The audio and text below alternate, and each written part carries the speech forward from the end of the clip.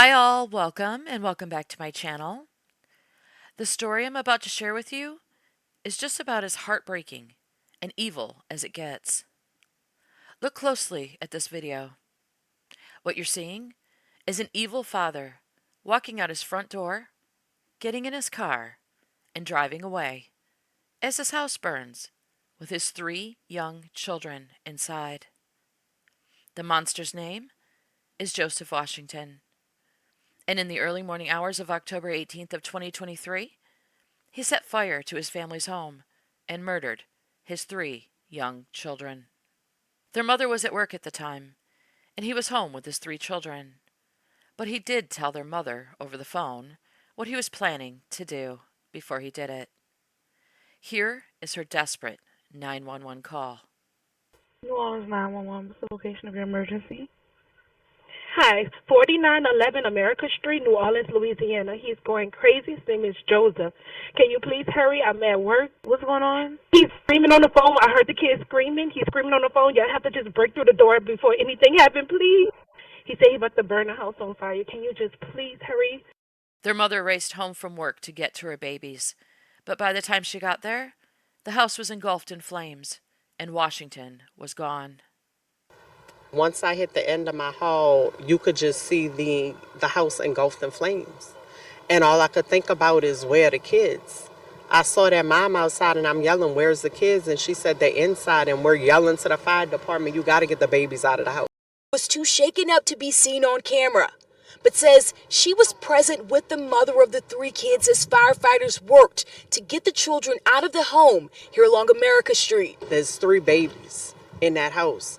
And they brought one child out, the oldest, and handed him to my husband. And he brought him to the lawn, and then they handed him a second child, and he brought him to the lawn, and we just kept screaming, there's still another baby in there. Officials say the first 2 kids, a 5-year-old girl and 8-year-old boy, unfortunately died at a hospital. Eventually, the 3-year-old was recovered from the home. He was pronounced dead on scene. NOPD says the mother of the 3 kids called a little before midnight frantic, alerting them that their father, identified as Joseph Washington, had made threats that he would burn down the house with the kids inside. He searched for Washington and found the vehicle he was caught on camera leaving the house in, partially submerged in the Mississippi River. Then they received information that he was traveling in another car that they tracked down on the freeway. When they attempted to pull the car over, Washington exited the vehicle and jumped off the freeway on-ramp to the ground below, sustaining minor injuries. Police were then able to capture him before he could flee again. He was arrested and initially charged with 3 counts of second-degree murder and cruelty to children. But after his first appearance in court, the judge upgraded his charges, stating that it was a classic case of first-degree murder. Washington also had a long history of domestic abuse that led up to this heinous act against his own children that was well documented. In fact, the mother of his children placed a call for help just 9 days before he set the deadly fire. We just got new information that 9 days ago, NOPD had showed up to that home after the mother of the children called 911 saying her ex-husband, Joseph Washington, was threatening her life. 911, what's the location of your emergency? It's 4911 America Street, New Orleans, Louisiana. This call was made October 9th, 9 days before police believe Joseph Washington set the fire to their home, killing the 3 children. We have a past history of domestic violence, but he's like sending me threats saying if I come back to the house and my kids are still there, and he's saying that he will leave them in the house, and he's telling me not to come back to the house. If I come back to the house, he's going to kill me. Here's what we've uncovered so far. Joseph Washington has a lengthy history of abuse. That started in 2015 with his then wife and mother of the 3 children. Washington was convicted of domestic abuse and battery at least twice in 2016 and was arrested on the same charges in 2018. In 2018, the mother filed for a restraining order against Washington, claiming he repeatedly hit and choked her and often attacked her while she was holding the children. In that document, the mother wrote, quote, Joseph said, quote, "Who should I kill first, you or the kids? Then he started to choke me, pushed me back against the wall after he threw me on the floor while the baby was in my hands and repeated to choke me. He dragged me to the back to look for his gun, and when he couldn't find it, he said, quote, "I don't need a gun to kill you." I made an escape to the front of the door to scream for help. The mail lady called the police. In the divorce filing a year later, it states that after the mother got out free, the kids were still inside, stating, quote, "The defendant Washington then yelled out to the petitioner, the mother, that he will set the house on fire. The defendant then turned the stove on, causing the smoke to fill the house by the time police arrived. He was then arrested when police arrived. The judge then granted the divorce and gave the mother full custody." So that evil POS had already threatened to burn the house down in the past, and had already stated that he had thoughts of killing his kids. So if you think you're going to hear me say something like, now he has to live with the guilt of killing his 3 precious children, don't worry, you won't. Because he doesn't give a shit. He won't feel a thing. Except maybe sadness that he lost his freedom. Because he is all he cares about. He's a monster. Pure evil. He'd have to be able to do what he did. Especially knowing the terror his children's mother felt, hearing them screaming on the phone as he told her he was going to set the house on fire with them in it. Knowing she'd race home to save them, only to get there too late. And despite her efforts to get help to her kids as quickly as she could by calling 911, she wasn't the only one to arrive too late to save their young lives. According to news reports, many are questioning and wondering why it took so long for the first responders to arrive at the blazing home after the mother's frantic 911 call for help came in shortly before midnight. Witnesses say help didn't even start to arrive to attempt to save the children until 12:14 a.m.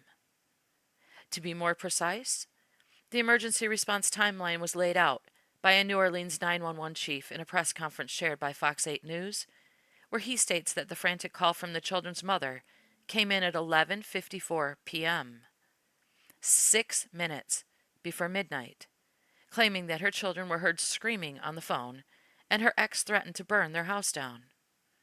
But according to the chief, there were no police units available to respond to the call, so it was not immediately responded to. And even though the mother frantically conveyed that her ex was threatening to burn their house down and there were children inside, firefighters were not dispatched to the scene either, even though the police were not available.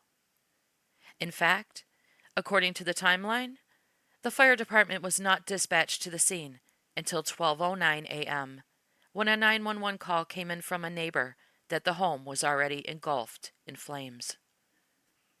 So, assuming their mother called 911 immediately after her ex told her what he was planning to do, and figuring that he started the fire shortly after getting off the phone with her, because he needed time to get it going and get out of there before police arrived, that fire was probably burning with those precious children trapped inside for a good 10 minutes or more before any available emergency services were even dispatched. Then, add on an additional 5 minutes until they arrived on scene, and you can do the math. So, as their mother was racing home to her children and calling 911 for help, desperately, thinking they'll arrive within minutes to keep the children safe, no one is responding to her home for a period of up to 15 minutes. And with a fire, I don't have to tell you that 15 minutes is an eternity. It is definitely the difference between life and death. Now, I'll play the timeline video for you later in this video, in case you're interested in watching it. But I have to say that I found some of the comments made by the chief, in light of the immense tragedy that occurred that night, to be very distasteful. He was laying out the timeline of events in an effort to defend the response time that night, and I understand that. But he says that when the mother called and said her ex was threatening them and her kids were screaming, he said that was all they knew at that point. And if the police were called to his house when his kids were young, every time they were heard screaming, they would be at his house all the time. Now, you can make of that what you will. but I found it to be in very poor taste in light of the urgency of her call.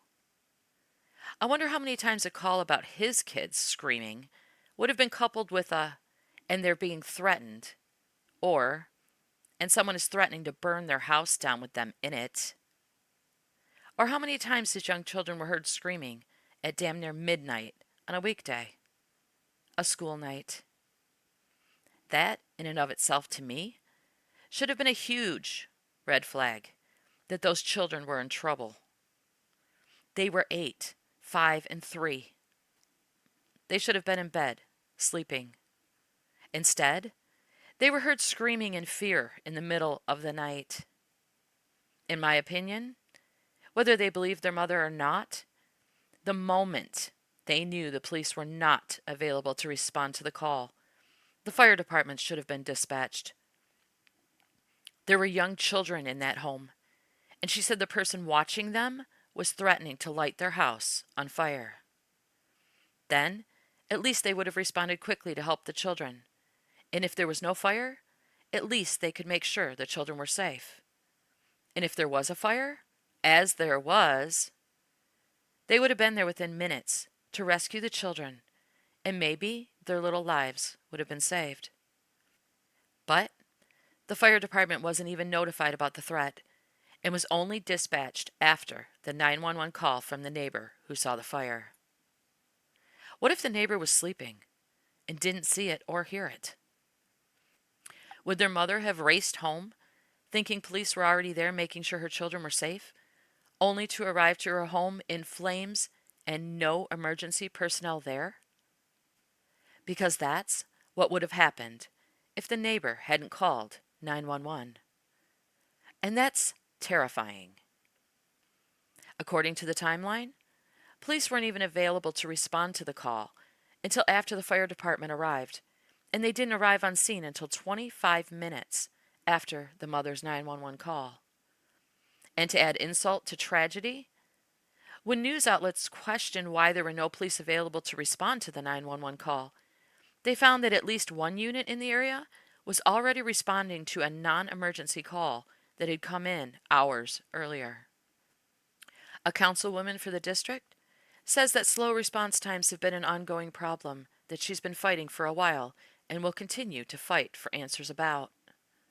Red flags regarding the NOPD's emergency response times in District 7. The night police say a father set fire to his home, killing his 3 children trapped inside. Ashlyn Brothers joins us now with those details. Ashlyn.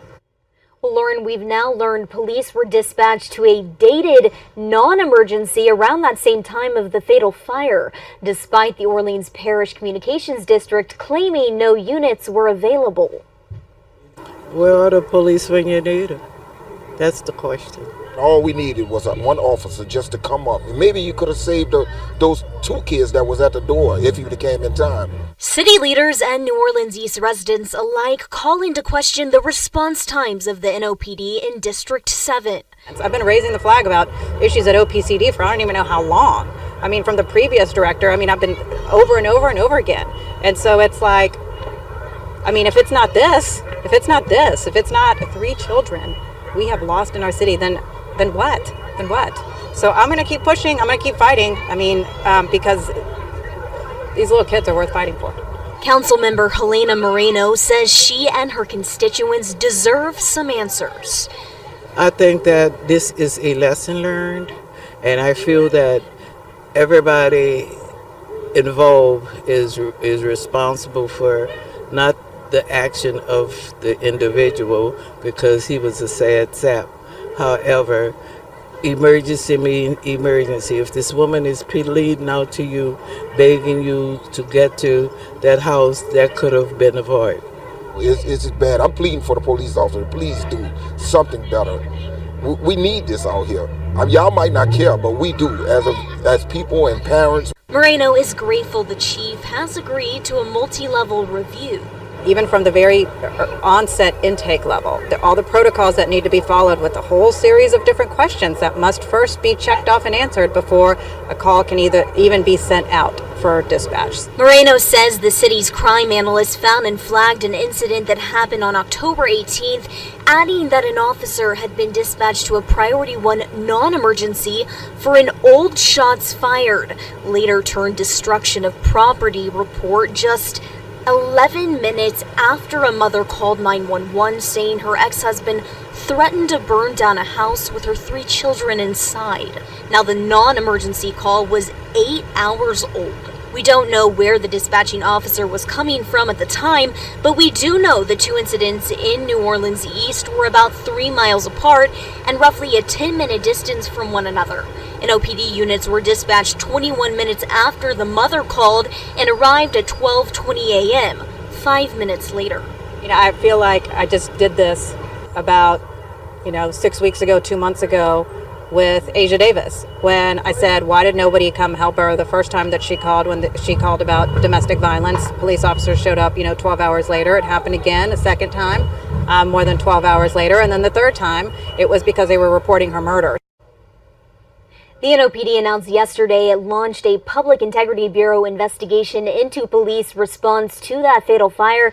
Now, Councilmember Moreno says she appreciates Interim Chief Ann Kirkpatrick's urgency. She forwarded the incident to Kirkpatrick and says the non-emergency call will be included in that investigation. The Asia Davis case referred to by the councilwoman is another tragic case of a 28-year-old mother who was murdered by her ex-boyfriend in May of 2023. In April, she placed 2 separate 911 domestic violence calls to police for help, and both calls went unanswered for 12 hours or more each, which is completely unacceptable and needs to be answered for and changed immediately. Well, 12 hours, that's how long dispatch records show it took New Orleans police to respond to a woman who was calling for help from a man allegedly abusing her. Good evening, everyone. I'm Sharice Gibson. And I'm Devin Bartolotta. Asia Davis was eventually killed by that man, investigators say. And now the city council wants to know why police took so long to get to her. Eleanor Tabone has the story. Asia Davis is one of 6 women killed in New Orleans in the span of a month. According to dispatch records, the young mother called for help, but seemingly authorities failed her. This woman reached out twice to the New Orleans Police Department through 911 and made complaints fearing for her life. Kenya Davis is still grieving the loss of her 28-year-old daughter, Asia Davis. She was my child. She was my daughter. She was apparently killed by her boyfriend, Henry Talley Jr. Our partners at NOLA.com say he shot her, then ran over her. We barely holding on. Twice before her death, she called 911 for help, but dispatch records show on both April 6th and April 18th, her calls were downgraded. In both occasions, it took NOPD 12 hours to respond, and both calls were marked gone on arrival. NOPD says those calls were downgraded because the suspect had left the scene and there was no threat of imminent danger. Council President JP Morrell wants to know why a domestic violence complaint is not a priority. It is hard for us as a city to have victims and survivors take us seriously. We don't prioritize their safety by thinking a 12-hour response on 2 complaints of domestic violence is acceptable. Just what we see in this case regarding Miss Davis. Well, she's dead now. She's dead. Domestic violence advocate Kim Sport says there's no excuse for why it took officers that long to get to Asia. There's a reason why we have laws that distinguish simple battery from domestic abuse battery, and that's because of the threat of imminent harm to a victim of domestic abuse. Eleanor Tabone, Eyewitness News. Henry Talley Jr. has been arrested and is now facing a second-degree murder charge. NOPD says when it responded 12 hours later to Asia's calls, they tried to call her and knocked on the door but didn't get a response, so they marked their call gone on arrival. That's disgusting. Absolutely disgusting. And there is no excuse for it. And since it's been an ongoing problem, everyone is aware of it. Geez, I wonder how many abusers and killers know that nobody is coming to save their victims in any reasonable amount of time, so they use it to their advantage, to maybe hide evidence, clean up a crime scene, or get a real good head start making a run for it. Kind of really gives criminals the upper hand, doesn't it? While leaving their victims helpless and hopeless, not knowing if help will be arriving in time or not. Imagine being in danger and calling 911, not knowing that you better be ready to fight for your life for the next 12 hours until somebody sees fit to respond. Or frantically calling 911 because your children are in danger, expecting help to get to them before you can, but it never does. Or it arrives too late, despite your desperate pleas for them to hurry. That's not somewhere I'd want to live. And I don't blame the people who live there for questioning what the hell is going on in their communities and wanting better for themselves. They deserve better. And I'll be praying that they get better, along with the loved ones of Asia Davis and those 3 precious children who also deserved better, but didn't get it. I'll leave you with the chief laying out the response times during that horrific night, who doesn't think it's alarming that young children are heard screaming on a phone call to their mother in the middle of the night as their father threatens to burn their house down around them, in case you're interested in hearing what he has to say. But I won't blame you if you don't want to hear it. After about 2 minutes of listening to him and hearing him say that he's not trying to make light of a horrific situation, after comparing the screams of terrified children in the care of a psychopath in the middle of the night to the playful screams of his own overly rambunctious children as they maybe had a little too much fun roughhousing at his house, I had very little desire to hear anything more he had to say. Thank you very much for taking the time to watch and listen to these heartbreaking stories. Stay safe out there, and here is the response time briefing. Anybody wants a copy of the timeline, please talk to Megan and she'll email it to you, which I'm sure everyone's going to want to do, but still I have to say that. So there are actually 3 separate CAD incidents created, 1 police, 1 fire, and 1 EMS. That is perfectly normal. While we have consolidated call taking and one set of people takes all the incoming calls, the incidents are created either simultaneously or sequentially, depending on how the call flows, for each of the public safety response agencies, New Orleans Police, New Orleans Fire, and New Orleans EMS.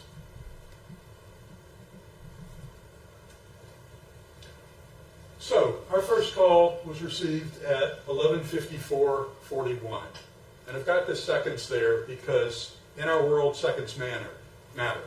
There's a very big difference between 11:55 and 1 second and 11:55 and 59 seconds. So that's why we normally work. Our CAD system actually carries it out to milliseconds, but I didn't think that would be of any interest. So we got the first call. And I'm going to turn around and read it because my eyes are old, so I apologize. But at 11:55 and 35 seconds, the first incident was created in CAD, an NOPD incident for a domestic disturbance, code 2. So that's a lights and siren call, as you guys know. When our personnel, the emergency communications specialist, had sufficient information to put into the system.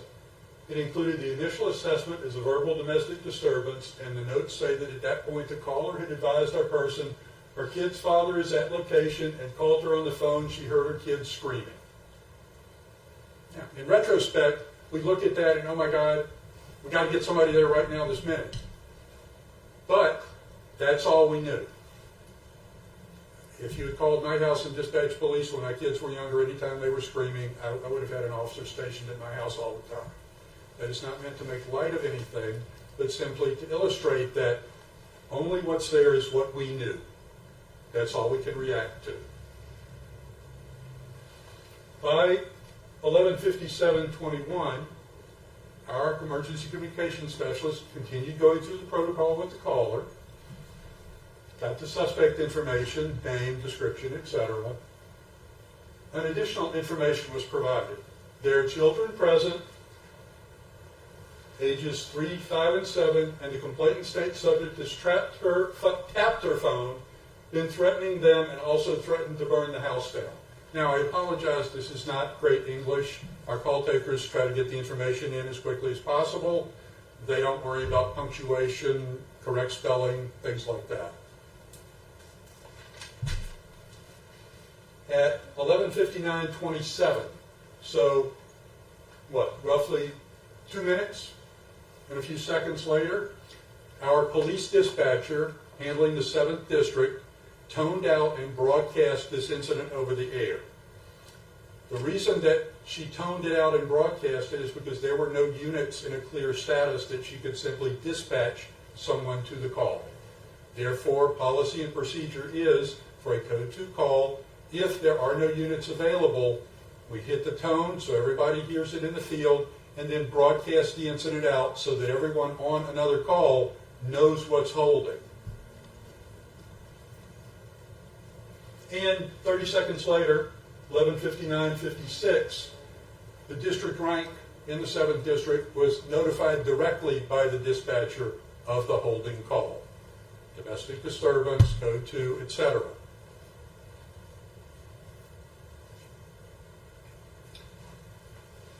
At 8 minutes after midnight, almost 9 minutes, we got another 911 call from a neighbor, probably the one whose Ring camera video is being sent around, saying that there was a house on fire. And it's color-coded. Blue is police, red is fire, green is EMS as we go through and we get the final one.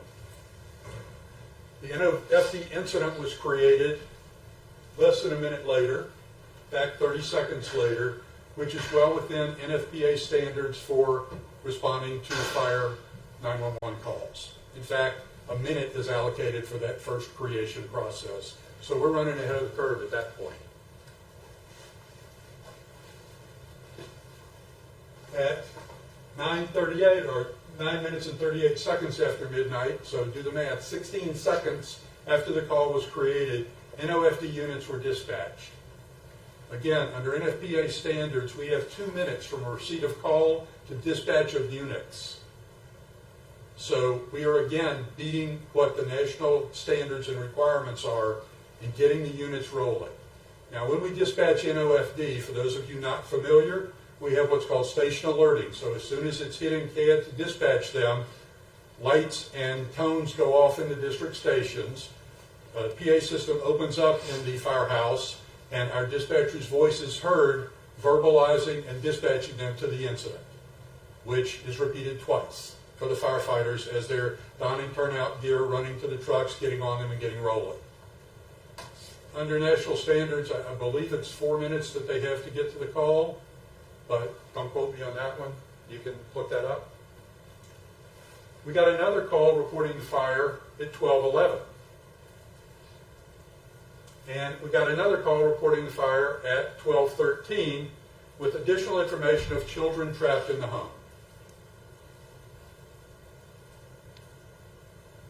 At 14 minutes after midnight and 13 seconds, the first NOFD unit arrived on the scene. So again, that's how many minutes from dispatch to arrival? 9 to 14? Yeah, 5 minutes. They're within the standard, if I recall. At 15 minutes after midnight, NOPD units cleared and were dispatched on the call. They cleared from whatever they were on, and our dispatcher immediately assigned them and sent them to the call. Notice that fire is already on scene when that happened. At 16 minutes after midnight, the NOFD units requested EMS, and the call was what we call cloned, or the actual CAD incident was simply sent to EMS as an EMS incident for our EMS dispatchers to dispatch field units. At 18 minutes and 11 seconds, EMS units were dispatched.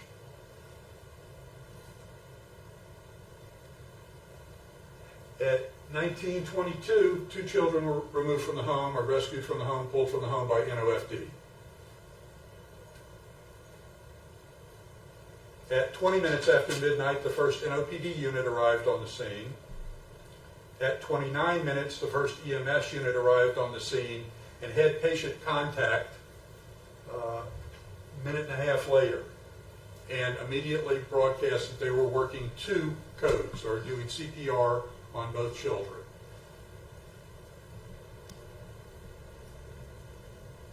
At 48 minutes after midnight, NOPD had been working on their investigation, and we did the first citywide broadcast of the wanted suspect, the ex-husband, the perpetrator, the man who killed these children. The fire was placed under control at 40 minutes after midnight. That does not mean the fire was out. That means that NOFD had it under control and it was no longer spreading or getting bigger. At 57 minutes after midnight, or almost 1 a.m., EMS transported the 2 children to the hospital while still working an active code on both of them. I put this in here for your benefit. Within our computer-assisted dispatch system, when we enter an address, it shows up with any other calls we've had in the last 3 years at that address. 3 of these calls you're seeing now, because I generated it this morning, were the calls pertaining to the incident that we're worried about. There was one other domestic violence incident in July. That's the reason for the time lag between when my dispatcher received the CAD incident and when she broadcast it, because she was first looking at that previous incident to see what it was, saw that it was another domestic violence, and she beeped it out immediately and broadcast it for any 7th District units available. That's all the formal presentation I have for you. Well, now I'll take any questions that you guys have that I can answer. Let's start on this side. Okay. Megan? Do you have any questions? Yeah, just looking at that timeline, I guess, can you kind of, what goes through a call taker's mind and the stress and everything involved in taking a call, dispatching all of that, especially for a case like this where, eventually we found out it was 3 children involved. Exactly. Our call takers take each call as it comes. As part of their training, we work on coping strategies and doing their jobs and compartmentalizing what's coming in and suppressing your own emotions to not get involved. If 2 people on the call are both upset and not being rational, then nothing gets done. Normally, the caller is calling us on the worst day of their life. People don't call 911 to say, hey, it's a great day, how's everything going? So all of our calls are not good things for the most part. This is a particularly bad thing. And as I said, we've got mental health engaged for our personnel after the fact in dealing with knowing now what happened in the trauma. But the important part is that our first responders are just like the responders in the field. They do their jobs, they do what needs to be done, they handle it with empathy but without getting wrapped up in the emotion. And somebody has to guide the call and get the information. An important point to bring up, there have been comments made about the protocols and all the questions and does it delay response. It doesn't. Priority dispatch, who we use for our question and answer protocols, has been around for a while. It's an internationally recognized system, and it's computerized question and answer, and as you go through and ask the questions, it branches and determines really what's going on. But it also recognizes a critical incident. So as soon as we get enough information to know who to send and where to send them, we get what's called a send point in priority dispatch. And at that point, the call goes to CAD and goes to the dispatcher. So there is no delay while she was asking the additional questions on what's the suspect description, tell me more about what's happening, we got the further information. It had already gone to the dispatcher. In an ideal world, we would have enough field units to be able to assign someone and send them to that call immediately. You guys are well aware we don't live in an ideal world now. So we broadcast it so that everyone knew it was holding. We will be following up with NOPD, with NOFD, trying to see if there's anything we could do different. If there's any other way we could get more information, anything else we could provide, any way else we could know what we know now. So are you saying that, on the line you had on the screen, no units available? If there were to be an available NOPD unit, the response would have been faster to this fire? That seems logical. There were no units available, therefore no one could be assigned to go to it. Now, if there had been a unit available that was the other side of the 7th District, who knows? That's all pure speculation. But our policy is if there's a unit free for a code 2 call, they get assigned it. And that is NOPD's policy as well. If there are no units free, we hit the tone, we broadcast it, we then notify the platoon rank, which was 720. I'm sorry, you may have already said this, but at the time when the initial call went out, was NOFD also notified at the exact same time? No. NOFD was not notified until we received a call that there was a fire. Even though the mother was saying he was threatening to burn the house down? The mother said he was threatening. Current policies and procedures are not to dispatch fire because somebody says someone's going to set a fire. Now, whether, in retrospect, who knows? That's why I say we're going to work with the NOPD domestic violence people, the mayor's task force, etc., to determine if there's some way that we can forecast or know that might should have been done. As of now, if we set fire units to every time somebody said there's going to be a fire, at that point you're rolling fire trucks, code 2, endangering citizens, et cetera, et cetera. So someone has to deal with that, and I'll work with Superintendent Roman Nelson at the fire department to determine if they want to make any changes to our protocols. Great. But again, in retrospect, it's easy to know, would have been great to send fire as soon as they said he threatened to set a fire. But unfortunately, that's in retrospect. Nothing that we knew at that time pushed it past that point. And you'll see in the timeline specifically where it says this part of the call, it said he's going crazy, he's threatening, and at that point the incident, and then later he says he's setting fire to the house. So But he is threatened to. In no time did the original caller say he has set the house on fire, or if anything had been expressed as a certainty, there was a fire. Right. Yeah, there would have been an NOFD incident created and dispatched. Right. But he says he's going to. People say a lot of things. Sorry. And I know you kind of touched on this, but knowing that there were previous incidents. A single incident is all we knew about. Okay. Well, knowing that. Just the one. Knowing that there was a previous incident, why was dispatch not immediately reaching out to EMS in this situation, considering the time it took for EMS to get there? Again, until we know there's a reason for EMS, we can't send EMS just on a hunch or a hint. We have to know there's a need for them, and based upon what was known at the time, there was nothing to tell us we needed to send EMS. Were any policies deviated from? I have my training compliance team looking into it. It's obviously a very detailed incident. The initial pass-through is that all of our personnel followed standards, followed protocols, and did what they were supposed to do. We are not going to take that initial pass as gospel. We're going to dive down deeper and make sure that is indeed the case. But there is nothing glaring, nothing has jumped out as we doing anything outside of policy or wrong. Following this, are there any policies you feel need to be changed? Right now, I'm not aware of any. I don't know, but that's what I said. We'll follow up with the Mayor's Domestic Violence Working Group. We'll talk to the city council members. We'll talk to fire and police and see if we can figure out what could have been done differently, if anything. Ultimately, it's a tragedy perpetrated by an individual. And even putting police officers on every corner in the city, you can't stop every crime. So we'll see what we can do, but unfortunately, we don't have minority report at this point.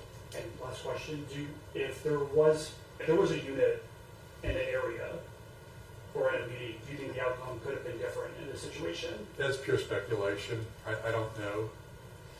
I don't want to inflame anything or speculate on that. Good afternoon. You mentioned City Council right now. Dr. Avegno is making a presentation regarding domestic violence and homicides. I was just there, and Councilmember Moreno had a very heavy-hearted opening statement talking about domestic violence and, of course, this incident that we've all been I was reporting watching on. that before I came over here. So you heard her comments about domestic violence and how there needs to be a little bit more urgency in responding to these. Do you have any response to what she was saying? All I can say is to look at the facts of the timeline. We broadcast it within 4 minutes of the call hitting us and broadcast it out for a police response. That's all I can do. Knowing, and you kind of touched on this when Aubrey asked, but knowing this emphasis that City Council wants to put on domestic violence, is there anything that OPCD can do? I know there's a protocol system, and that system's been in place for so long. But do you think that domestic violence calls, maybe need to be changed in the sense of how they're taken in and how they're responded to within that protocol? Again, given that less than 4 minutes after the call started, it was in CAD and being broadcast as a domestic violence. Initial send point is where is it, what's happening, and information for responder safety. That's when it went out. That's when it was first sent to the dispatcher. The dispatcher at that point is looking at it and looked at the previous history and saw there was a previous domestic violence at that location. About the same time as when the update was coming in with the threat and broadcast it out. So to answer your question, we don't know what we don't know. All we can do is try to explore it, and that's the purpose of the Domestic Violence Committee.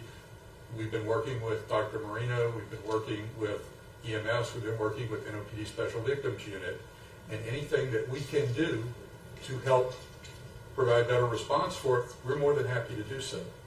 But the real important aspect is that the protocols are there for a reason, so that we can accurately determine what's going on, and we map that to the incident types of the agencies to determine default priority and response.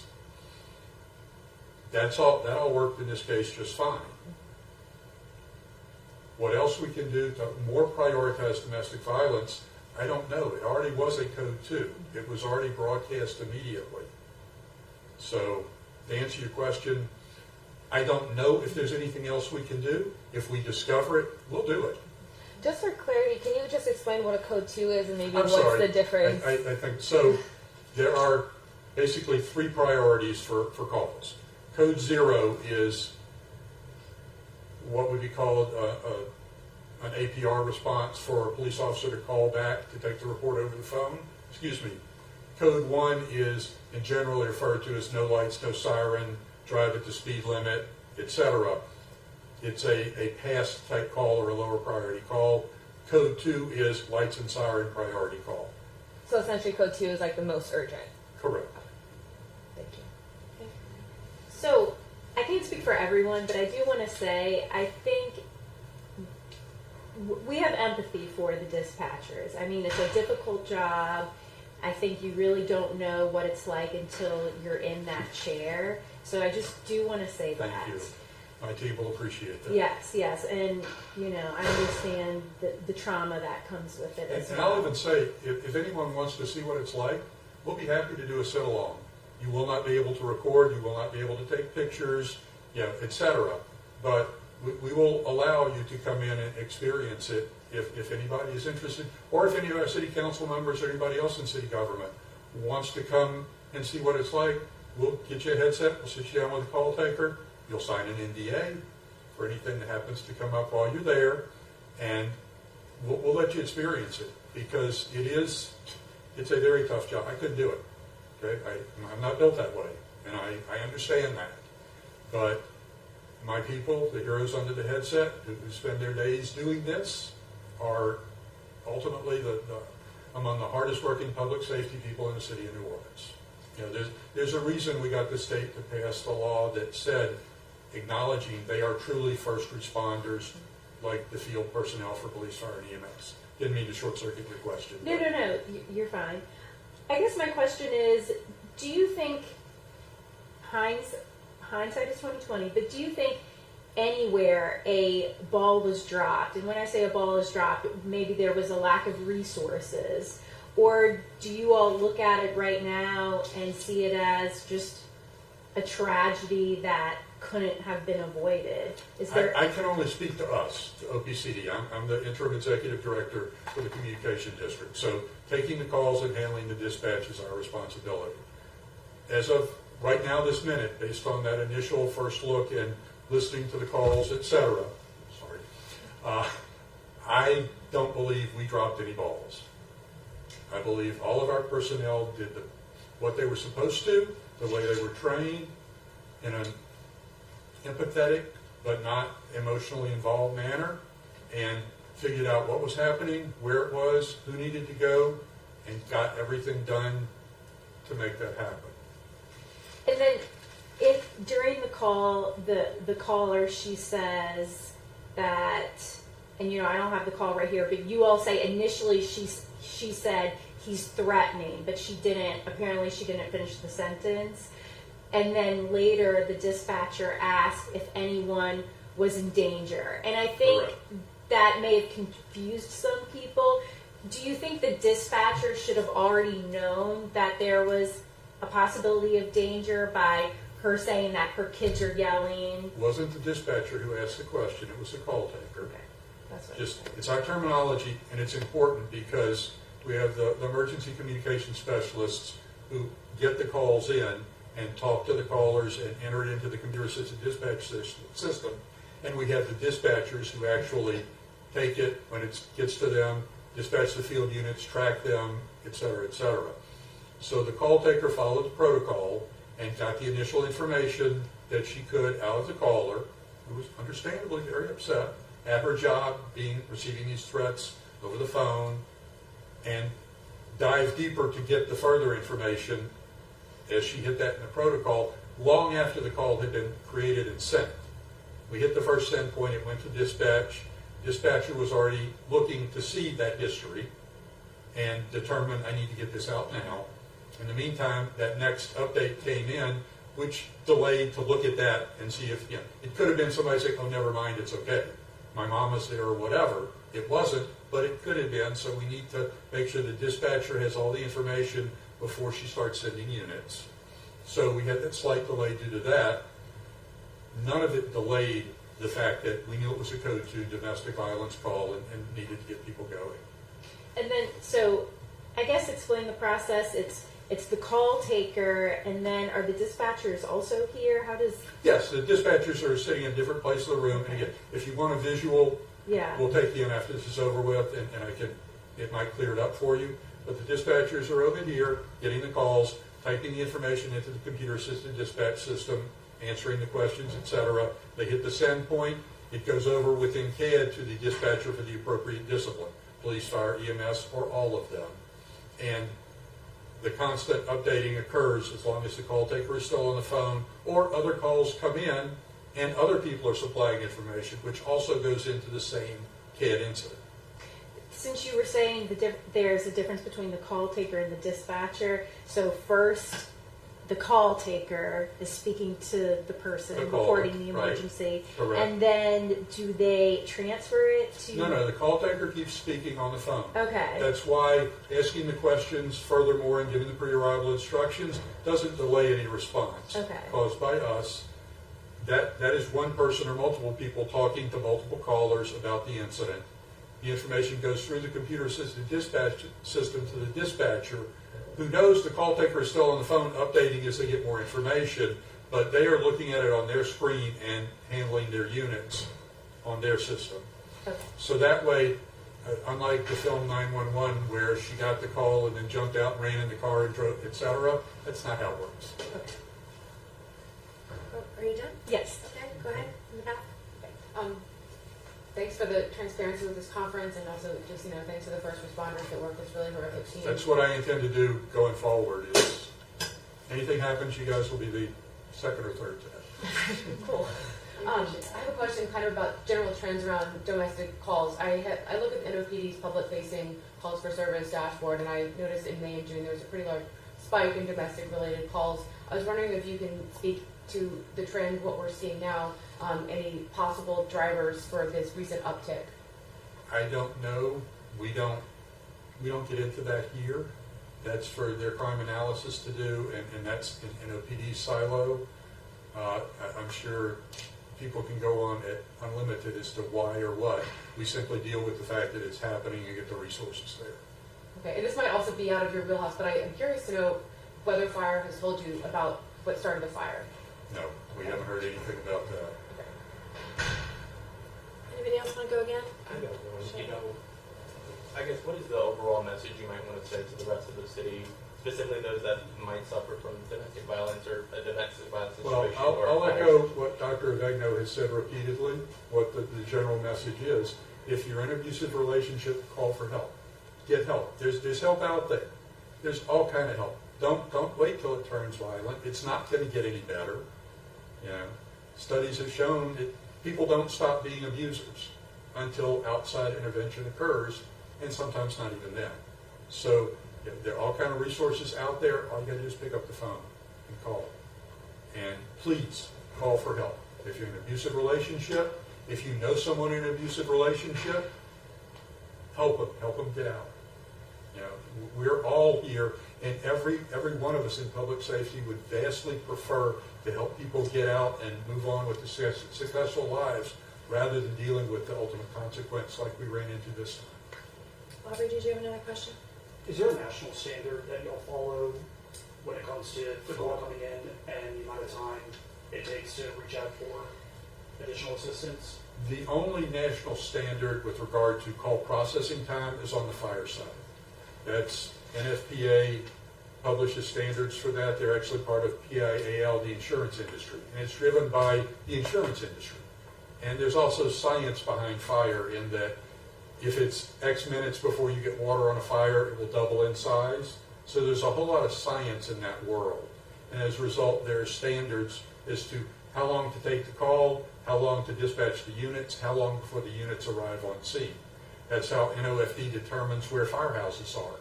And when the firehouses were down after storms, etc., where they were going to stage units at, they didn't have a house to go to in order to keep that response time within the parameters necessary. The only national standard in our world is the call answer time.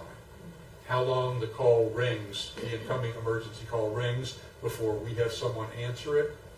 And that is 90% of incoming 911 calls in 10 seconds, 15 seconds, and 95% in 20 seconds.